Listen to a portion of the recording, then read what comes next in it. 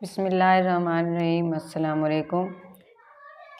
Welcome to my class. My name is Umaira Bashir and you are watching Epic Words. आज हम जो topic discuss करने वाले हैं अपने लेसन में वो है केमिस्ट्री 10th का चैप्टर नंबर 10। चैप्टर नंबर 10 का फर्स्ट टॉपिक दिया हुआ है difference of acid and base, कि एसिड और बेस में क्या फ़र्क होता है। एसिड और बेस का फ़र्क जानने से पहले हमने थोड़ा सा एक और चीज़ को डिस्कस करना है कि कंपाउंड क्या होते हैं। अगर कंपाउंड हमें पता है तो ही हम एसिड और बेस के डिफरेंस को अच्छे तरीके से पढ़ सकेंगे। कंपाउंड क्या होते हैं? When two or more atoms combine in a fixed ratio that is called as compound. वो ये कहते हैं कि अगर दो या दो से ज़्यादा एटम आपस में मिलते हैं, कंबाइन होते हैं फिक्स्ड रेशो में, तो उसे हम क्या कहते हैं? कंपाउंड है। लेट सपोज हाइड्रोजन है, इसको हमने ऑक्सीजन के साथ डिज़ोल्व किया, मिक्स किया, तो ये बन गया वाटर का मॉलिक्यूल। ये जो वाटर का मॉलिक्यूल है ये क्या है? कंपाउंड। अब चलते हैं एसिड और बेस की तरफ। एसिड और बेस क्या होते हैं? एसिड और बेस का डिफरेंस जानते हैं। सबसे पहले एक मुस्लिम साइंटिस्ट था Jabir bin Hayyan. Jabir bin Hayyan ने एसिड का कंसेप्ट दिया था। उसने 3 से 4 कंपाउंड डिस्कवर किए थे और उसने ये कहा कि ये क्या है? एसिड है। नाइट्रिक एसिड, हाइड्रोक्लोरिक एसिड और सल्फ्यूरिक एसिड, जिसे हम केमिकल का बादशाह भी कहते हैं। HNO3, HCl और H2SO4। जाबिर बिन हयान का कहना ये था कि ये तीनों एसिड हैं। उसके बाद 1787 में एक और साइंटिस्ट आया, लेविज़र, और लेविज़र का कहना ये था कि एसिड जैसे कि कुछ बाइनरी कंपाउंड्स होते हैं, बाइनरी कंपाउंड्स जैसा कि कार्बन डाइऑक्साइड है, सल्फ़र डाइऑक्साइड है। उसने ये कहा कि अगर ये बाइनरी कंपाउंड को हम किस में डिज़ोल्व करें? वाटर में, और उसके नतीजे में जो चीज़ बनेगी उसे हम क्या कहेंगे? एसिड। थर्ड, एक और साइंटिस्ट आया, उसने अपनी कोशिश की, उसने अपनी डिस्कवरी की और उसका नाम था सर हम्फ्री। सर हम्फ्री ने ये कहा कि it is not necessary, it is not important, ये ज़रूरी नहीं है, ये लाजमी नहीं है कि सिर्फ बाइनरी कंपाउंड्स को ही हम एसिड कह सकते हैं। ज़रूरी नहीं है कि जो जिसमें ऑक्सीजन इन्वॉल्व हो, जिसमें ऑक्सीजन को डिज़ोल्व करें तब जाके एसिड बने, या वाटर को डिज़ोल्व करें तब जाके एसिड बने। उसका कहना ये था कि सर हम्फ्री ने ये कहा कि हाइड्रोजन जो है, ये हाइड्रोजन है, इस हाइड्रोजन के होने की वजह से जिन जिन कंपाउंड में हाइड्रोजन है उसको हम एसिड का नाम दे सकते हैं। अगर हाइड्रोजन को डिज़ोल्व कर दिया जाए, उसके नतीजे में जो कंपाउंड बने उन कंपाउंड को हम एसिड कहते हैं। उसके बाद एक और साइंटिस्ट आया, सर लेविज़र। सर लेविज़र का कहना ये था कि हाइड्रोजन जो है, लेविज़र को हम ऑलरेडी डिस्कस कर चुके हैं। उसके बाद आया था डेवी। डेवी ने ये कहा कि हाइड्रोजन जो है, एक और साइंसदान आया था डेवी, DAV। डेवी ने ये कहा कि ये जो हाइड्रोजन है, ये हाइड्रोजन मेन कंपोनेंट है, मेन कॉन्स्टिट्यूएंट है किसका? एसिड का। उसने ये कहा कि अगर तो हाइड्रोजन है जिस कंपाउंड में, उसे हम एसिड कह सकते हैं। अगर किसी कंपाउंड में हाइड्रोजन नहीं है तो हम उसे एसिड नहीं कह सकते। अब बेसिकली एसिड होता क्या है? बहुत सारी डिस्कवरीज़ के बाद, ऑब्जर्वेशंस के बाद, एक्सपेरिमेंट्स के बाद ये डिस्कवर हुआ कि एसिड क्या होता है। एसिड एक लैटिन वर्ड है। एसिड क्या होता है? एसिड लैटिन वर्ड है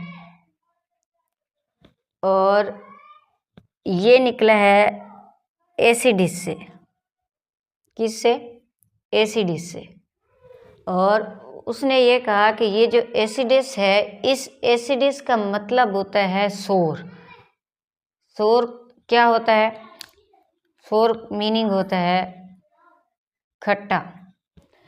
उसने ये कहा कि एसिड, सारे साइंटिस्ट की कोशिशों के बाद, एसिड क्या चीज़ है?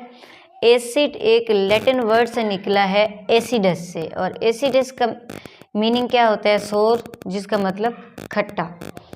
फर्स्ट एसिड जो डिस्कवर किया गया था, फर्स्ट एसिड, उसे नाम दिया गया था कि ये एसिडिक एसिड है,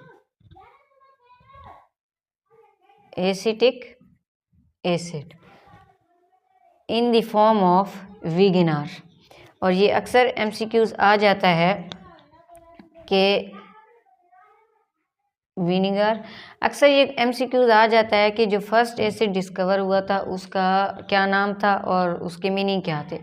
हमने बताना है कि जो फर्स्ट एसिड डिस्कवर हुआ था वो एसिटिक एसिड था, और एसिटिक एसिड कहाँ से निकलता है, विनेगर की फॉर्म में निकलता है। अब चलते हैं एसिड की थोड़ी सी कैरेक्टरिस्टिक्स की तरफ कि कैरेक्टरिस्टिक्स क्या होती हैं एसिड की। एसिड जो है इसका फर्स्ट जो कैरेक्टरिस्टिक्स है वो ये है कि एसिड का जो टेस्ट होता है वो सोर होता है, यानी खट्टा होता है, सोर टेस्ट।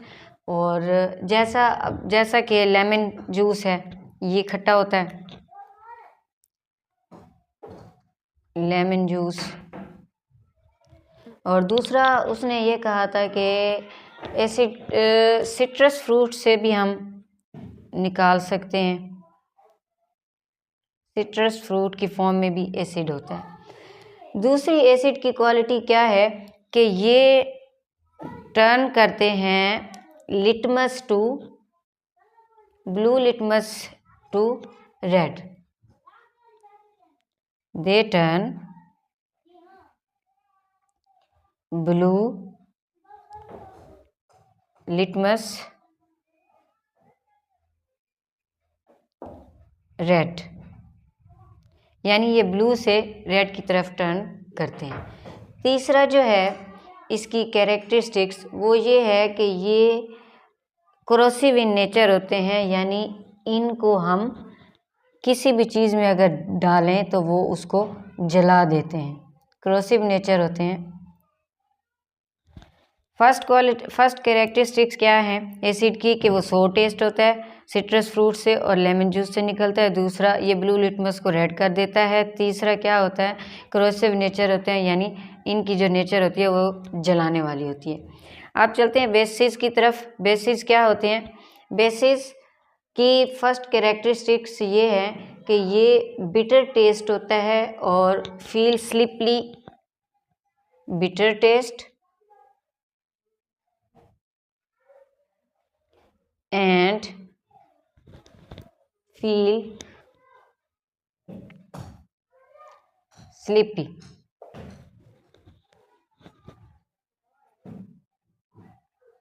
स्लिपरी फॉर एग्जाम्पल जैसा कि सोप है, मैं आपको थोड़ा सा इसको समझा देती हूँ। बेस क्या होते हैं, वो कहता है बेस बिटर टेस्ट होते हैं एंड फील स्लिपरी, जैसा कि सोप है, यानी इनका जो जायका होता है वो तुर्श होता है। और जब हम बेस को हाथ में पकड़ते हैं तो हमें फिसलन महसूस होती है, जैसे हम साबुन को हाथ में उठाएं तो हमें एक फिसलन महसूस होती है, साबुन हमारी जो ऐसे हाथ से फिसल जाता है। दूसरी इसकी जो कैरेक्टरिस्टिक है, दूसरी ये है एसिड का उलट अगर हम कर दें तो ये बेस बन जाएगा। दूसरी कैरेक्टरिस्टिक्स यहाँ पे मैंने लिखी थी ब्लू लिटमस टू रेड। अब हम इसमें क्या लिखते हैं, ये रेड को ब्लू कर देता है, red litmus blue.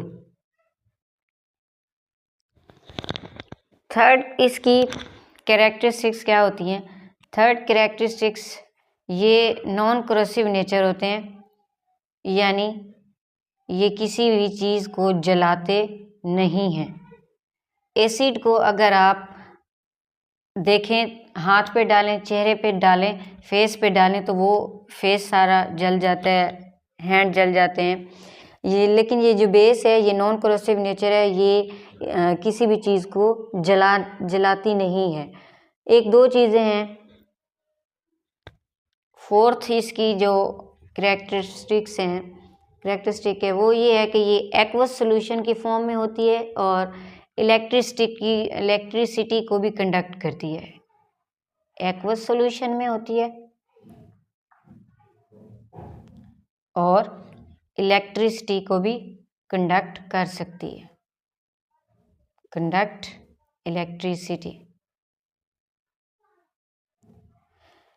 It's all about acid and base. ये अक्सर 2 नंबर का क्वेश्चन आ जाता है पेपर में। अगर आपको वीडियो अच्छी लगी है तो चैनल को सब्सक्राइब करें, लाइक करें। अगर आपका कोई क्वेश्चन है तो उस क्वेश्चन को कमेंट में पूछें, इंशाल्लाह हम उसको ज़रूर आंसर करेंगे। Thank you so much.